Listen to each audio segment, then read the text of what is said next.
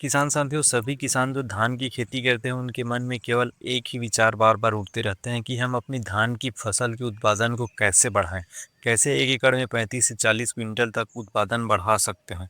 लेकिन समस्या ये आती है कि उत्पादन को बढ़ाएं कैसे। देखिए दोस्तों, हमारे धान की फसल की जो उत्पादन है वो तभी बढ़ेगा जब हमारे धान में ज़्यादा से ज़्यादा कल्ले निकलेंगे। ज़्यादा कल्ले निकलेंगी तभी ज़्यादा बालियाँ बनेंगी, और ज़्यादा बालियाँ बनेंगी तभी ज़्यादा दाने आएंगे। तो हमारा सबसे ज़्यादा फ़ोकस होना चाहिए कि हम अपने धान में कल्लों की संख्या कैसे बढ़ाएँ और इन कल्लों को बालियों में कैसे कन्वर्ट करें। देखिए, कई खेतों में क्या होता है, कल्ले तो 40 से 50 तक हो जाते हैं, लेकिन इन 40 से 50 कल्लों में मुश्किल से 25 से 30 कल्लों में ही बालियाँ बनती हैं।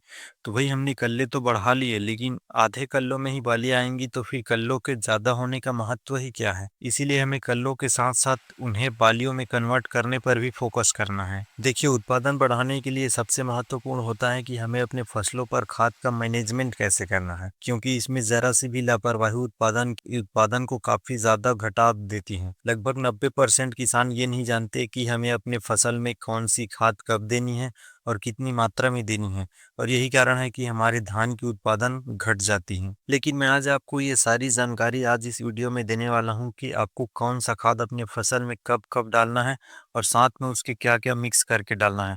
तो वीडियो को आपको ज़रा भी स्किप नहीं करना है, पूरा देखना है। यकीन मानिए, मैं जो फार्मूला बताऊँगा उसमें आपको बीते साल से 25 से 30% तक ज़्यादा उत्पादन मिलेगा, गारंटी के साथ ही। इसलिए आपको वीडियो को लास्ट तक देखना है, और अगर आपने अभी तक चैनल को सब्सक्राइब नहीं किया तो सब्सक्राइब कर लीजिए और वीडियो को लाइक करके सभी किसान भाइयों तक शेयर कर दीजिए। तो दोस्तों, सबसे पहले बात करते हैं कि धान के अंदर किन-किन पोषक तत्वों की आवश्यकता पड़ती है। तो भाई देखिए, जो 3 मुख्य पोषक तत्व होते हैं, यूरिया, डीएपी, पोटाश, जिसमें नाइट्रोजन, फास्फोरस और पोटेशियम मिलती हैं। इसकी आवश्यकता तो किसी भी फसल को सबसे ज़्यादा पड़ती है। तो आपको क्या करना है, डीएपी और पोटाश की पूरी मात्रा अपने खेत में कद्दू करते समय ही दे देना है। अब कई लोग कहते हैं कि शुरुआती चरण में ही यूरिया भी डाल देना चाहिए, जिससे हमारे पौधों को ट्रांसप्लांटिंग के तुरंत बाद नाइट्रोजन मिलती रहे।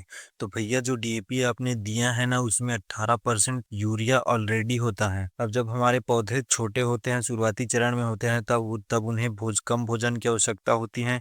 तो 18% नाइट्रोजन काफ़ी होता है। हाँ, शुरुआती अवस्था में फास्फोरस की सबसे ज़्यादा आवश्यकता होती है, क्योंकि फास्फोरस जो होता है वो हमारे पौधे की जड़ों को बढ़ाने में सबसे ज़्यादा मदद करता है, और जब जड़ बढ़ेंगे तभी ज़्यादा कल्ले निकलेंगे। इसीलिए हमें डीएपी को शुरुआती चरण में ही दे देना है। अब आते हैं मेन टॉपिक पर। जैसे ही हमने अपने खेत में ट्रांसप्लांटिंग कर ली है, अब आगे हमें क्या करना चाहिए जिससे सिंगल पौधे से ज़्यादा कल्ले निकल सके। तो जो 3 मुख्य पोषक तत्व हैं उनमें से हमने 2 तो पहले ही दे दिया है। तो हमारे पास क्या बचा है, नाइट्रोजन।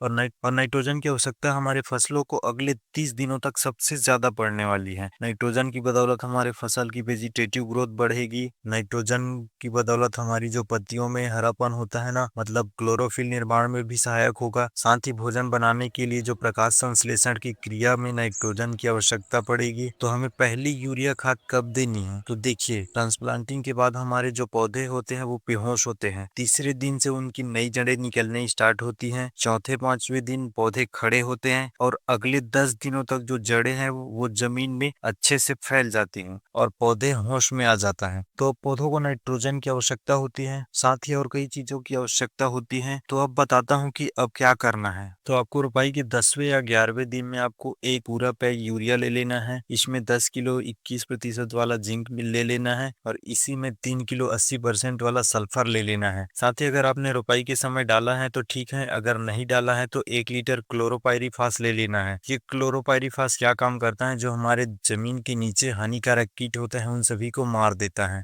और जो सल्फर हमने डाला है वो एक तो फंगीसाइड का काम करता है, और दूसरी जो हमारी जमीन ब्लॉक हो गई होती है उन्हें खोलने में मदद करता है। साथ ही रोम छिद्रों को खोलता है जमीन के। और ये जो सल्फर है वो प्रोटीन और एंजाइम निर्माण में महत्वपूर्ण भूमिका निभाता है। तो इन सभी चीजों को आपको मिक्स करके पहली खाद में आपको डाल देना है। साथ ही एक बात पर आपको ध्यान देना है, जब आप खाद डालेंगे तो खेत में पानी बिल्कुल कम रखना है, बिल्कुल पौधों की जड़ों में होना चाहिए। इससे खाद का असर आपको 100% देखने को मिलेगा।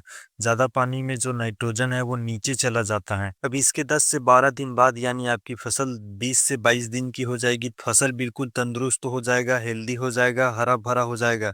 अब आपको यूरिया की दूसरी डोज देनी है।